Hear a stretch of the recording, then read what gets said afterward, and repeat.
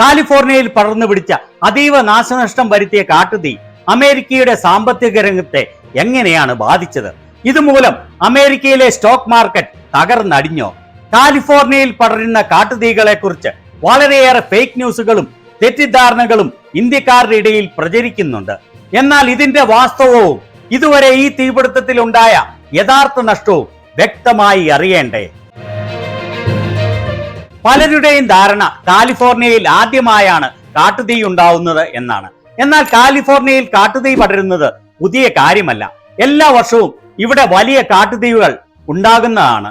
കാലിഫോർണിയയിലെ 3.5 ലക്ഷത്തിലധികം ആളുകൾ ജീവിക്കുന്നത് പൂർണ്ണമായും ഫയർ സോണിൽ ഉള്ള സിറ്റികളിലാണ്. മൊത്തത്തിൽ നോക്കുകയാണെങ്കിൽ അതിതീവ്രമായ തീപിടുത്ത സാധ്യത ഏരിയയിൽ താമസിക്കുന്നത് 27 ലക്ഷം പേരാണ്.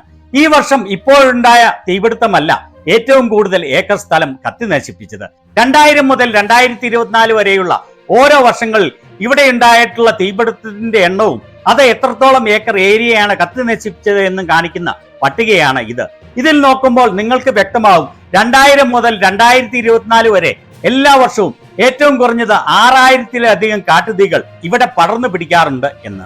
ആവറേജ് നോക്കുകയാണെങ്കിൽ ഓരോ വർഷവും ഏതാണ്ട് 6 ലക്ഷത്തിന് മുകളിൽ ഏക്കർ സ്ഥലം ഈ തീപിടുത്തങ്ങളിൽ കത്തി നശിക്കാറുണ്ട്.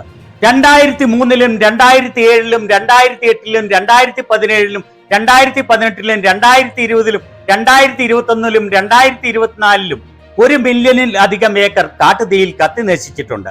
2020-ൽ മാത്രം ഏകദേശം 4.4 മില്യൺ 44 ലക്ഷത്തോളം ഏക്കർ സ്ഥലമാണ് കാട്ടുതീയിൽ കത്തി നശിച്ചത്. എന്നാൽ ഈ പ്രാവശ്യത്തെ കാട്ടുതീയാണ് ഏറ്റവും കൂടുതൽ സാമ്പത്തിക നാശനഷ്ടം ഉണ്ടാക്കിയത്. അതിന് പ്രധാന കാരണം ഏറ്റവും ലക്ഷറിയസ് ആയിട്ടുള്ള വളരെയേറെ പടുകൂറ്റൻ ബംഗ്ലാവുകളുള്ള പാലിസൈഡ്സ്, മാലിബു എന്നിങ്ങനെയുള്ള ഏരിയയിലാണ് ഈ വർഷം ഈ നാശനഷ്ടം ഉണ്ടായത് എന്നുള്ളതിനാലാണ്. ഇതുവരെ ഈ കാട്ടുതീയിൽ 50,000-ലധികം ഏക്കർ സ്ഥലം കത്തി നശിക്കുകയും 28 പേർ കൊല്ലപ്പെടുകയും ചെയ്തു. വീടുകളും വ്യാപാര സ്ഥാപനങ്ങളും ഓഫീസുകളും സ്കൂളുകളും ഒക്കെയായി 16,188 ബിൽഡിങ്ങുകളാണ് കത്തി നശിച്ചത്.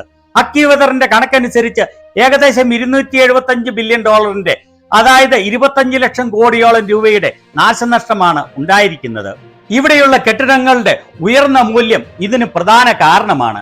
ഈ $275 ബില്യൺ നഷ്ടം കണക്കാക്കുന്നത് നശിച്ച പ്രോപ്പർട്ടികളുടെ വാല്യൂ, ഇതുമൂലം എക്കണോമിക്സ് ആക്ടിവിറ്റിയിൽ ഉണ്ടായ നഷ്ടം എന്നിവ ഒക്കെ കൂട്ടിയാണ്. എന്നാൽ ഇൻഷുർ ചെയ്ത പ്രോപ്പർട്ടി നഷ്ടം 28 മുതൽ $35 ബില്യൺ വരെ ആകാമെന്നാണ് ഗ്ലോബൽ അനലിറ്റിക്സ് ഫേമായ വേറിസ്ക് കണക്കാക്കുന്നത്. അതായത് ഇവിടെ കത്തി നശിച്ച ഇൻഷുറൻസ് ഉള്ള പ്രോപ്പർട്ടികൾ റീബിൽഡ് ചെയ്യുന്നതിനുള്ള തുക, ഈ തുക ഇൻഷുറൻസ് കമ്പനികളുടെ കയ്യിൽ നിന്നാണ് പോവുക. അതിനാൽ തന്നെ ഈ ഏരിയയിലുള്ള പ്രോപ്പർട്ടികൾ ഇൻഷുർ ചെയ്തിട്ടുള്ള ഇൻഷുറൻസ് കമ്പനികളുടെ ഓഹരികളെല്ലാം കുത്തനെ ഇടിഞ്ഞു. ഇവർക്ക് ഈ ഉണ്ടായ 28 മുതൽ 35 വരെ ബില്യൺ നഷ്ടം നികത്തണമെങ്കിൽ വളരെയേറെ വർഷമെടുക്കും. പ്രോപ്പർട്ടി ഡാമേജ് വെച്ച് നോക്കുമ്പോൾ ഏറ്റവും വലിയ നാശനഷ്ടമാണ് ഇപ്പോഴത്തെ ഈ തീപിടുത്തത്തിൽ ഉണ്ടായിരിക്കുന്നത്. ഇതിന്റെ നഷ്ടം ഒരു തരത്തിൽ അല്ലെങ്കിൽ മറ്റൊരു തരത്തിൽ അമേരിക്കയിലുള്ള ഏതാണ്ട് എല്ലാവരും വഹിക്കേണ്ടി വരും എന്നുള്ളത് വസ്തുതയാണ്. അത് ഇൻഷുറൻസ് പ്രീമിയം കൂടുന്നത് ഉൾപ്പെടെയുള്ള കാര്യങ്ങളിൽ. ഈ തീപിടുത്തത്തെ പ്രതിരോധിക്കുന്നതിന് ചിലവായ 100% തുകയും ഫെഡറൽ ഗവൺമെന്റ് വഹിക്കുമെന്ന് ബൈഡൻ ഉറപ്പു നൽകിയിട്ടുണ്ട്. അടുത്ത 6 മാസത്തേക്ക് ഇതിനെ പ്രതിരോധിക്കാൻ ചെലവഴിക്കുന്ന മൊത്തം തുകയും ഫെഡറൽ ഗവൺമെന്റ് വഹിക്കും. ഇനി ഈ തീപിടുത്തങ്ങൾ അമേരിക്കൻ സ്റ്റോക്ക് മാർക്കറ്റിൽ എന്തെങ്കിലും ചലനങ്ങൾ ഉണ്ടാക്കിയോ എന്ന് നോക്കാം. കാട്ടുതീ ആരംഭിച്ച ജനുവരി 7-ാം തീയതി അമേരിക്കയിലെ സ്റ്റോക്ക് മാർക്കറ്റിൽ ഏതാണ്ട് 1%-ലധികം ഇടിയുകയുണ്ടായി. എന്നാൽ അതിന് കാരണം ഈ തീപിടുത്തമല്ല, മറിച്ച് ചില എക്കോണമി റിപ്പോർട്ടുകൾ പ്രതീക്ഷിച്ചതിലും മെച്ചമായതിനാലാണ്. എങ്ങനെയാണ് സാമ്പത്തിക റിപ്പോർട്ടുകൾ മെച്ചമാവുമ്പോൾ സ്റ്റോക്ക് മാർക്കറ്റ് ഇടിയുന്നത് എന്നല്ലേ? ഇപ്പോൾ വളരെ ഉയർന്നു നിൽക്കുന്ന പലിശ കുറയ്ക്കാനുള്ള സാധ്യത കുറയും എന്നതിനാലാണ് അത്. 8-ാം തീയതി 2 ഇൻഡെക്സുകൾ ഉയരുകയും 1 താഴുകയും ചെയ്തു. 10-ാം തീയതി പ്രതീക്ഷിച്ചതിലും കൂടുതൽ ആളുകൾക്ക് ജോലി ലഭിച്ചു എന്നുള്ള എംപ്ലോയ്മെന്റ് റിപ്പോർട്ട് വന്നപ്പോൾ സ്റ്റോക്ക് മാർക്കറ്റ് ഇടിയുകയാണ് ഉണ്ടായത്. നേരത്തെ പറഞ്ഞ അതേ കാരണം തന്നെയാണ് നല്ല സാമ്പത്തിക റിപ്പോർട്ട് ആയതിനാൽ പലിശ കുറയ്ക്കുന്നതിനുള്ള സാധ്യത കുറയും എന്നുള്ളത്.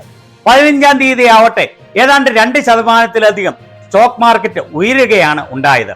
അതിന് കാരണം വിലക്കയറ്റത്തിന്റെ തോത് പ്രതീക്ഷിച്ചതിലും കുറഞ്ഞതിനാൽ പലിശ വേഗത്തിൽ കുറയ്ക്കാനുള്ള സാധ്യത കണ്ടുകൊണ്ടാണ്.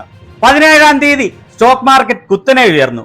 19-ാം തീയതി ഉയരുകയാണ് ഉണ്ടായത്. 21-ാം തീയതി സ്റ്റോക്ക് മാർക്കറ്റ് കുത്തനെ ഉയർന്നു. ഇന്നലെയും ചില ഇൻഡെക്സുകൾ ഉയരുകയും ഒരെണ്ണം അല്പ താഴുകയുമാണ് ഉണ്ടായത്. ചുരുക്കി പറഞ്ഞാൽ കാലിഫോർണിയയിൽ ഉണ്ടായ കാട്ടുതീ അമേരിക്കൻ സാമ്പത്തിക രംഗത്ത് യാതൊരു ചലനവും ഉണ്ടാക്കിയിട്ടില്ല എന്ന് സാരം. ഇവിടെ ആക്ടിവിറ്റി ഉണ്ടായിരുന്ന ഇൻഷുറൻസ് കമ്പനികൾക്ക് നഷ്ടം വരും എന്നുള്ളത് ഒഴിച്ചാൽ അമേരിക്കയെ ഒരു തരത്തിലും ഇത് ബാധിക്കുകയോ അതിനെക്കുറിച്ച് ആളുകൾ വറീഡ് ആവുകയോ ചെയ്തില്ല എന്നതാണ് വസ്തുത. വളരെയേറെ ആളുകൾ ഇത് പലസ്തീനിലെ യുദ്ധത്തെ അമേരിക്ക പിന്തുണച്ചതിന്റെ തിരിച്ചടിയാണെന്നും അല്ല ദൈവവിശ്വാസം ഇല്ലാത്തതിന്റെ തിരിച്ചടിയാണ് എന്നൊക്കെ പറഞ്ഞ് പലതും പ്രചരിപ്പിക്കുന്നുണ്ട്. ദയവായി നിങ്ങൾ യുക്തിപൂർവ്വം ചിന്തിക്കാൻ ശ്രമിക്കുക. പ്രകൃതി ദുരന്തം എല്ലായിടത്തും ഉണ്ടാവും.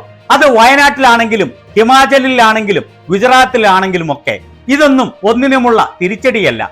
പ്രകൃതി ദുരന്തത്തിന് ഇരയാവുന്നവർ വെറും സാധാരണ മനുഷ്യരാണ്. അതുപോലെ അമേരിക്കയിലെ ഭൂരിഭാഗം ജനങ്ങളും, പ്രത്യേകിച്ച് ഡെമോക്രാറ്റുകൾക്ക് വൻ ഭൂരിപക്ഷമുള്ള കാലിഫോർണിയയിലെ ജനങ്ങൾ ഒരു തരത്തിലും പലസ്തീനിലെ നരവേട്ടയെ അനുകൂലിക്കുന്നവർ അല്ല. അതുപോലെ വലിയ സെലിബ്രിറ്റികൾ തിങ്ങി താമസിക്കുന്ന ഏരിയയിലാണ് ഇപ്പോഴത്തെ ഈ തീപിടുത്തം ഉണ്ടായത്.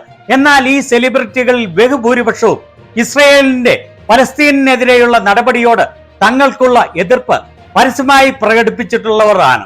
അതിനാൽ അത്തരത്തിലുള്ള പ്രചരണങ്ങളും വിശ്വാസങ്ങളും ഒഴിവാക്കാൻ ശ്രമിക്കുക. ഇന്ത്യയിലെ സംഘികളെ പോലെയല്ല അമേരിക്കയിലെ ബഹുഭൂരിപക്ഷം ജനങ്ങളുമെന്ന് മനസ്സിലാക്കുക.